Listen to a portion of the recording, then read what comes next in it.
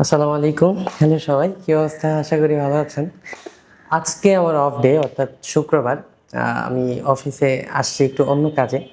কাজে আসার পর আমার ডেস্কে একটা ছোট বই ছিল।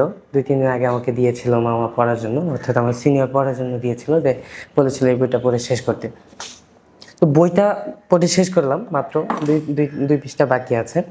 বাকি ভাবলাম যে একটু নগদ নগদ একটু রিভিউ দিয়ে দিই, নয়তো পরবর্তীতে হয়তো এই খেয়াল থাকবে না।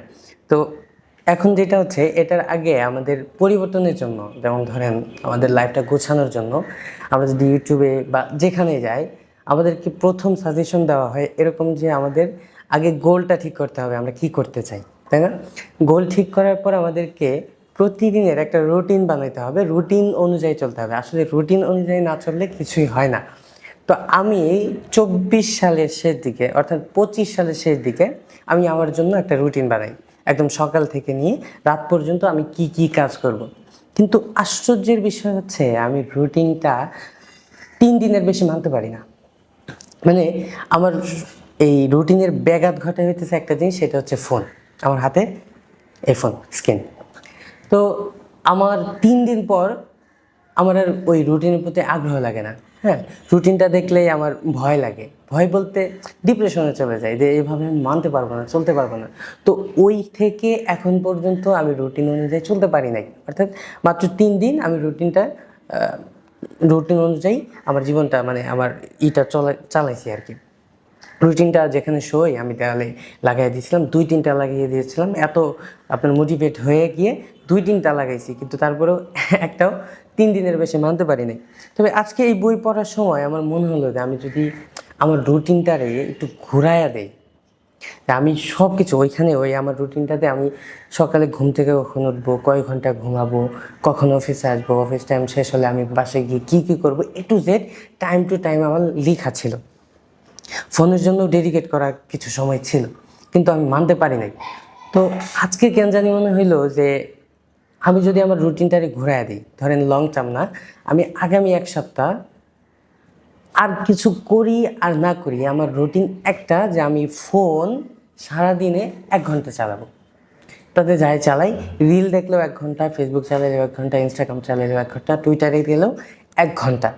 তো আচ্ছা, এটা ভেবে না যে আমি আপনাদেরকে জ্ঞান দিচ্ছি না, জাস্ট আমারটা শেয়ার করছি, যে আমার মতো যারা আছেন তারা এটা ফলো করতে পারেন আর কি।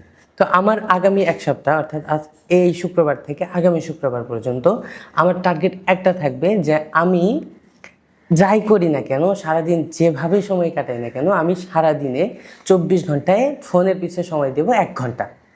এই ১ ঘন্টায় আমি ফেসবুকে অ্যাক্টিভিটি হতে পারি, ইউটিউব দেখতে পারি, কিংবা যে কোনো বিষয় দেখতে পারি। কিন্তু এখন যে আমার যে ফোনের অ্যাক্টিভিটি, আমি যদি একবার বলি, আপনারা আমারই মাথা নষ্ট হয়ে যায়। যে আমি কি করি, অফিস শেষ হয়ে গেলে, অফিস যেহেতু আছে আমার, ধরেন ৮টা থেকে অফিস শেষ হয়ে যায়। অফিস শেষ হয়ে যাওয়ার পর আমি রান্নাবান্না করি। তো রান্নাবান্না করার সময় কি করি, ফোনে একটা ওয়েব সিরিজ অথবা একটা মুভি দিয়ে, ব্লুটুথ কানে দিয়ে আমি রান্না করি, পাশাপাশি এটা দেখি। এইটা দেখার পরে আমার মনে হয় যে রান্নাবান্না করতেছি, এর মধ্যে আমি এই ফাঁকে এটা দেখে ফেলি। তো এটা দেখার পর শোয়ার আগে আমি কয়েক পৃষ্ঠা বই পড়ে তারপর ঘুমাবো, কিন্তু আসলে একদিনও এটা হয় না। মুভি দেখার পর আমি যখন শুই, নিয়ে ওই রিলস কল করতে করতে আমার ১২টা ১টা বেজে যায়। ১২টা ১টা বাজে, আমি ফোন রেখে ঘুমাই। আপনার ঘুম আস্তে আস্তে আমার প্রায় সময় হয়ে যায় ২টা কি ৩টা, মানে ১-১.৫ ঘন্টা ওই এপাশ ওপাশ করতে করতে আপনার সময় কেটে যায়। তো আবার সকালে ঘুম থেকে উঠি ধরেন ৮টা কি ৯টা। ৯টা থেকে উঠার পরে কি হয়, ফোনের স্ক্রিন খুলে রিলসে ঢুকে পড়ে। আমি বিষয়টা কি কয়, মানে পুরোটা স্ক্রিনে মোবাইল আমাকে কন্ট্রোল করতেছে, এরকম একটা বিষয় হয়ে গেছে। তো আমি এই বই থেকে ২-৩টা নোট করছি। এই বইটা পুরোটাই নোট করার জায়গা, আমার এমন কোনো জায়গা পাইনি যে আমি নোট করব না।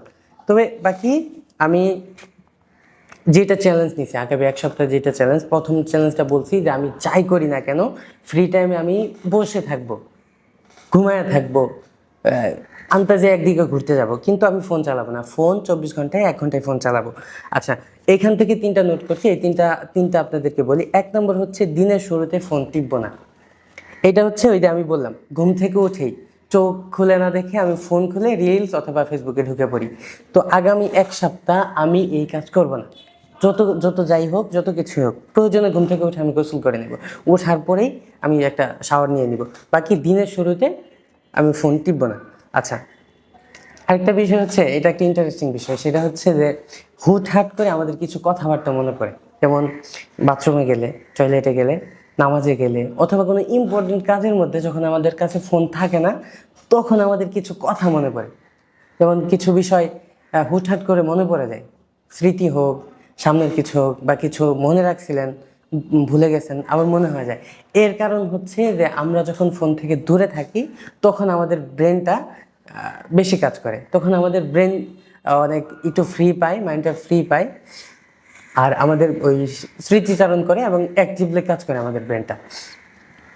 তো আমরা আমাদের কি বলে, আমরা আগামী এক সপ্তাহ আমাদের টার্গেট থাকবে, এর সাথে আরেকটা হচ্ছে আমরা 8 ঘন্টা ঘুমাবো, যেভাবেই হোক আমরা 8 ঘন্টা আগামী এক সপ্তাহ ঘুমাবো। যদি এখানে লেখক 1 মাসের কথা বলছেন, তো 1 মাস যদি আপনি 8 ঘন্টা করে ঘুমান, লং টার্ম আপনি ফোকাসের জন্য যদি 8 ঘন্টা করে ঘুমান, দেখবেন 1 মাস পরে অথবা 1 বছর পরে আপনার জীবনের যে একটা পরিবর্তন আসবে, সেটা অকল্পনীয় থাকবে।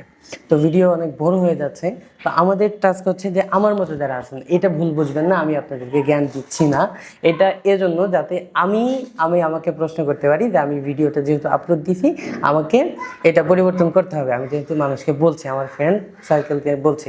তো আগামী এক সপ্তাহ আমাদের টার্গেট হচ্ছে, এক সপ্তাহকে আমি 15 দিনও নিতে পারি, বাকি এক সপ্তাহ টার্গেট হচ্ছে আমি আগামী এক সপ্তাহ 1 ঘন্টার বেশি ফোন টিপব না।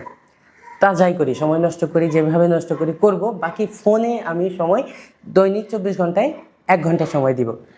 আচ্ছা, দ্বিতীয় হচ্ছে যে আমি যে করেই হোক 8 ঘন্টা ঘুমাবো, যে করেই হোক, যেভাবেই হোক, আমি 8 ঘন্টা ঘুম আসবো। তো আমাদের টাস্ক হচ্ছে দুইটাই, যে আমরা আগামী এক সপ্তাহ এই দুইটা রুলস ফলো করব। তো আপনারা যারা আমার মতো আছেন, তারা এই রুলস ফলো করতে পারেন অথবা নাও করতে পারেন। তো এই বইয়ের, আর বইয়ের সম্বন্ধে তো বলা হলো না, বইয়ের বিষয় হচ্ছে যে এই বইটা যারা আমাদের মতো, মানে আমরা যারা পরিবর্তন চাই আমাদের জীবনের, কিন্তু আমাদের ওই গোলের মধ্যে থেকে আমরা বের হতে পারতেছি না, তাদের জন্য এই বই খুবই বেস্ট, খুবই বেস্ট, খুবই বেস্ট। ছোট্ট একটা বই, চাপা একটা বই, মানে এই বইটা এত সুন্দর যে আমি বলে বোঝাতে পারবো না আপনাদেরকে। অবশ্যই আমি সাজেস্ট করবো যে আপনি যদি আমার মতো হন, যে আমি এই ফোনের গোল থেকে বের হয়ে নতুন কিছু করতে পারতেছি না, তাহলে আপনি এই বইটা অবশ্যই পড়বেন, অবশ্যই পড়ুন, অবশ্যই পড়বেন। ঠিক আছে, ভালো থাকবেন, সুস্থ থাকবেন, আসসালামু আলাইকুম।